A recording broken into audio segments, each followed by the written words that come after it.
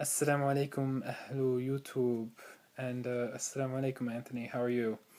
Um, I hope you had a good week. This week has been crazy, as I'm sure it's been for you. Um, the semester's finally done. I spent an all-nighter finishing up 3 essays, and actually, the most of the night was spent working on one essay, and I don't know. I think it turned out pretty well. Um, It wasn't like I procrastinated or anything. Actually, I've been working on these papers for a while, so it's just like that final push to edit them and make them presentable to my professors. But anyway, it's Juma. Happy Friday, everybody. Um, and I don't know, I'm just really happy the semester is done. Um, yeah.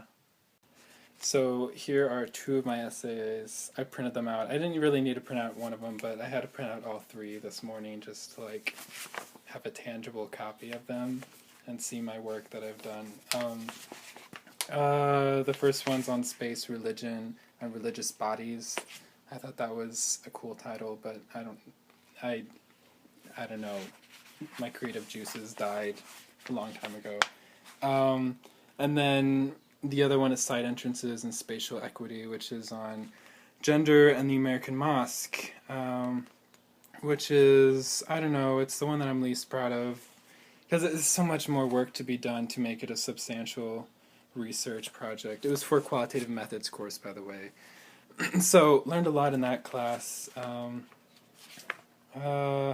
then my third essay, which I turned in today, was a paper on homosexuality and Islam, actually, and it was for my Islamic Reform Movements course, which isn't about exactly what you think it is. When you think Islamic Reform Movements, I think a lot of people think about the progressive Muslim movement or something like that, but this class we covered a lot. It really opened my eyes up to the incredible diversity Islam has today in the 20th and 21st centuries, and it was really interesting to see how Muslims have these multiple ways of dealing with modernity. Anything from the Salafi movements all the way up to I don't know what. My brain's kind of dead after fried, really. These are just some of the sources I used for my homosexuality in Islam paper. And this one was most helpful, actually. This is by Khalid al-Ru'ayhab, who wrote Before Homosexuality in the Arab Islamic World. It was really interesting. I would love to talk about that, but I could talk about that for, I don't know, however long it takes to read 17 pages of the paper I wrote. And here's Islamic Homosexualities, which is also helpful. It takes homosexuality from various different aspects, from Sharia, which I was most interested in, to poetry and literature, Sufism, all kinds of cool stuff. And of course, Homosexuality in Islam by Scott Kugel. Also, really important read throughout my Islamic Reform Movements class is an introduction to Islamic law by Wa'il Halak, which was amazing. Just an amazing introduction to what Sharia is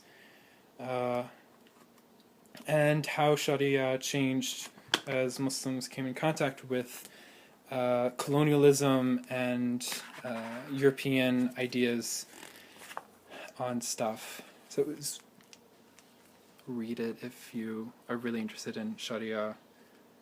Great read. So before I go to the masjid for Jummah, I wanted to show you the plants that my professor in the Islamic Reform class gave me. It was a small class, so she invited us to her place for breakfast, and she's an awesome professor. She's into gardening, and I'm trying to grow my own garden of herbs/flowers, and so she gave me some oregano. Actually, I'll show it to you. So right when I got home from my professor's place, I planted the herbs that she gave me from her garden. This is oregano, which I thought was a kind of mint because it smells like mint. And then this is bergamot. I think I'm mispronouncing that, but it smells really good. It also smells like mint to me. Apparently everything smells like mint to me this morning. And there's my little oregano plant from last year that's made it through an entire year of Kansas weather. Anyway, I will continue this after Jummah prayer, inshallah. Let's see. Friday was pretty good actually. The khutbah was about death, but believe it or not, it was better than last Friday. I didn't like last Friday's khutbah, but I don't know. But this Friday's khutbah was pretty good. Basically centered around the verse that says, how's it go? Kullu nafsin dha'iqatul maut, which means every soul will taste death. So kind of this very important lesson that we all need to take seriously about remembering how our lives are short and we're all mortals and we're going to face death eventually. And so I mean, I actually think like the way Islamic thought is centered around this idea of death is really beautiful in a way. Beautiful isn't really the right word for it. Spiritually edifying, maybe. But anyway, like death, I purposely tried to not make death a factor for my questions on faith. Mostly because if I was going to have any religion or believe in anything, it wasn't going to be because of some psychological fear of my life ending. I think that leads to a very insincere faith, and I think there's a lot of people who really don't want to face their fears of mortality and think about how that plays out in their faith. For me, belief in the afterlife came after, and I still have doubts. The way I always explain it to people is it's not a requirement for my personal faith to believe in the afterlife, but a belief in God makes that belief possible. You know, if God can create me out of nothing, He can rejoin my body that has been turned into dust and form me anew on the day of judgment. And that's kind of how I go about it, right? Like God even knows our fingerprints. I'm referencing a verse in the Quran from Surah Al-Qiyamah. Anyway, death. Speaking of death, much death in the Godzilla movie I watched. So, for those who know me, I was crazy about Godzilla as a kid. Like, I'd stomp around the living room pretending I was Godzilla when I was really little. And I would watch... my favorite one was Godzilla versus Mechagodzilla, and I would watch that like over and over again. There was a time when I was like obsessed with that movie. And anyway, so it was like really exciting to see the Godzilla movie, and it was awesome. It was really well done, and it really had the flavor of a authentic Godzilla movie, whereas the 98 version, is that the 98 remake was just like terrible. And this movie was like, it wasn't even a remake. It was like, I mean, there's, you know, spoiler alert, there's two monsters that Godzilla fights. So it's very much like in the tradition of, you know, this Godzilla movie where he has to face, you know, these monsters and fight them off and save humanity or something like that.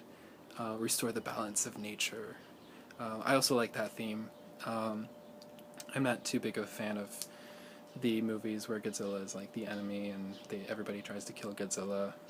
Maybe that's like my 5-year-old self who's obsessed with Godzilla and doesn't want anybody to hurt him. But much death, much death.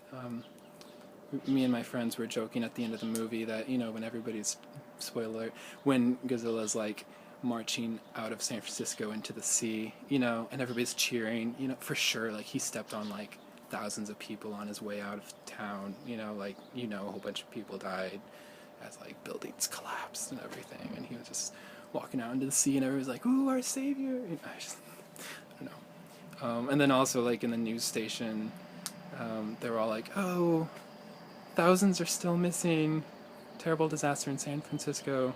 It was like, okay, and the millions of people that died, we're not going to mention that. It was really horrific, actually, to see, like, buildings collapsing and stuff. I don't know how I feel about that. I really wish they would have avoided that and had Godzilla battle, I don't know, in Kansas, you know, where there's, like, nothing around. And if the prairies catch on fire, you know, it's all, like, it's actually part of a natural process of a prairie's life. So it's all, like, environmentally friendly, and the least amount of people die, the least amount of cows die. I think they'd make a better movie. Anyway, I don't know what else to say for this video, but yeah. So anyway, I guess that's it. I don't really have anything else to say.